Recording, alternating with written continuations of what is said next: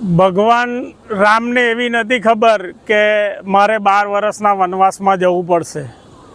કાલે સવારે શું થવાનું છે જાનકીનાથ, એ જ શબ્દો સાથે ફરીવાર જેતપુરની જનતા અને આજુબાજુના જે 50 ગામોની જનતાની સામે જે વિકટ પરિસ્થિતિ, આ ડાયવર્ઝનનું આ ફરી ગઈ સાલ પણ 2 કરોડ 39 લાખ, ત્યારબાદ 4.5 કરોડના ખર્ચે આનું નવીનીકરણ કરી અને સરસ મજાનું સુંદર ડાયવર્ઝન બનાવવામાં આવ્યું. પરંતુ પ્રથમ જ વરસાદે આનું નિકંદન નીકળવાની તૈયારીમાં છે. અત્યારે મહેરબાન કલેક્ટર શ્રી પણ આ જગ્યાનો એમણે જાત માહિતી લીધી છે. પરંતુ એક સવાલ હંમેશા પ્રજાના માથે એવો રહે છે કે આ ડાયવર્ઝન બનતું હતું ત્યારે અમે જરૂરી સૂચનો અહીંના જે એન્જિનિયરો છે એમને કરેલા કે આજુબાજુ તમે આરસીસી વર્ક કરો ને ઉપરથી છલ્યું જતું રહે, આરસીસી છલ્યું બનાવો, જેને લઈ અને આ ડાયવર્ઝન સારી રીતે ચાલુ થઈ શકે. પરંતુ એવી કોઈ કાર્યવાહી કરી નહીં અને આજે ફરીવાર આ જાહેર જનતાને આ 40 કિલોમીટરનો ફેરો ફરવાનો, ઘણા લોકો ટ્રેનમાં જશે, ઘણા આજે વિદ્યાર્થીઓ, શાળાઓ ચાલુ થઈ ગઈ છે, ઘણા દર્દીઓને આ મુશ્કેલીઓ વેઠવાનો વારો આવશે.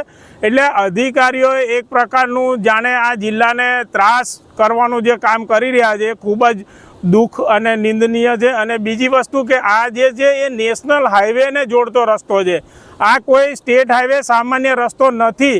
આના લીધે આ મધ્યપ્રદેશને જોડતો રસ્તો છે. મધ્યપ્રદેશને જોડતા રસ્તા ઘણા લોકો મુશ્કેલીમાં મુકાવાના છે. ઘણી પ્રજાની હેરાનગતિ, ખેડૂતો, વિદ્યાર્થીઓ, દરેક લોકોને આ તકલીફ ઊભી થવાનું આજે આ વિચારવાનો વારો આવી રહ્યો છે. લલિતભાઈ, ગત ચોમાસામાં પણ ડાયવર્ઝન ધોવાયું, તેના ઉપરથી નેશનલ હાઈવે શીખ લેવી જોઈતી હતી, કઈ ખામીઓ રહી ગઈ છે કે જેને લઈને આ ધોવાણ થયું છે અને તેમાં સુધારા કરી ત્યારે ફરી નવું ડાયવર્ઝન ડબલ ખર્ચે કરવામાં આવ્યું, તો ફરી એમાં એની એ જ ખામીઓ જોવા મળી રહી છે.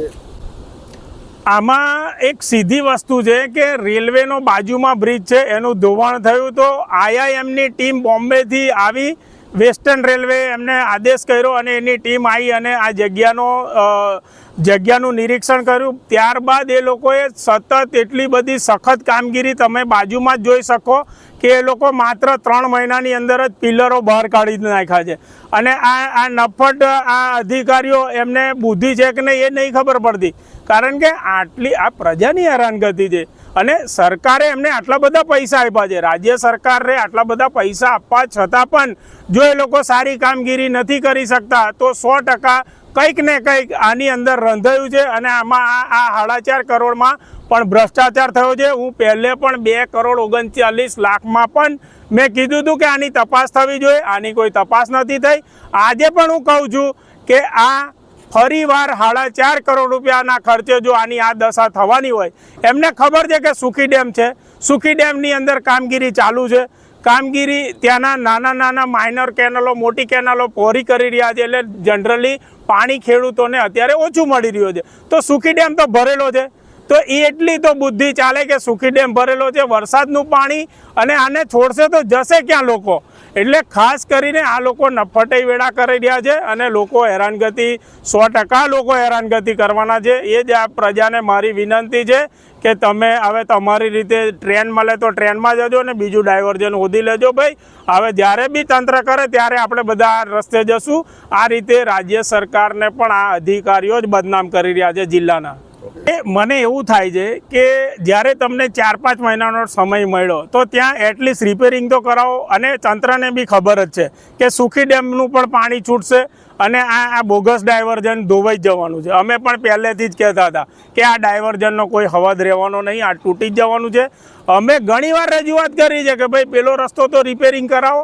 એટલે અમારી આ તબક્કે હવે કલેક્ટર સાહેબને બી અમારે કેટલી વિનંતી કરવાની, મહેરબાન કલેક્ટર શ્રીને પણ વિનંતી છે, કારણ કે આ લોકોને હવે ત્યાંથી જવાનું થાય એટલે ઓલરેડી તમારો 40 કિલોમીટરનો ફેરો છે અને ત્યાં રોડ ખખડધજ છે, 100%ની વાત છે સાહેબ. એટલે એનું રિપેરિંગ પણ ખૂબ તાતી જરૂરિયાત છે. અને હવે તો હવે કદાચ ના કર્યું હોય તો હવે જરી જાગી અને કરે તો લોકોને ગાડીને નુકસાન થાય, લોકોને કમરના દુખાવા થાય, આ બધી જ વસ્તુઓ વેઠવાનો વારો આવશે.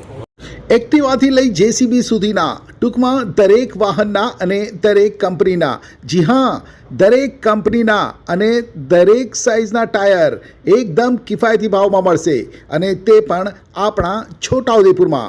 જી હા, છોટાઉદેપુરમાં. અને હા, જો તમારી પાસે રોકડા રૂપિયા ના હોય ને તો ચિંતા ના કરશો, અહીં બજાજ ફાઇનાન્સની સુવિધા પણ ઉપલબ્ધ છે.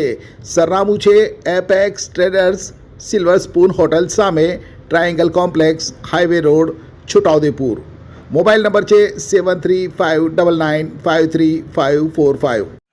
છોટાઉદેપુર સહિત રાજ્ય, દેશ અને દુનિયાના સમાચાર જોવા માટે સબસ્ક્રાઇબ કરો તીર સમાચાર અને બેલ આઇકોન જરૂર દબાવો.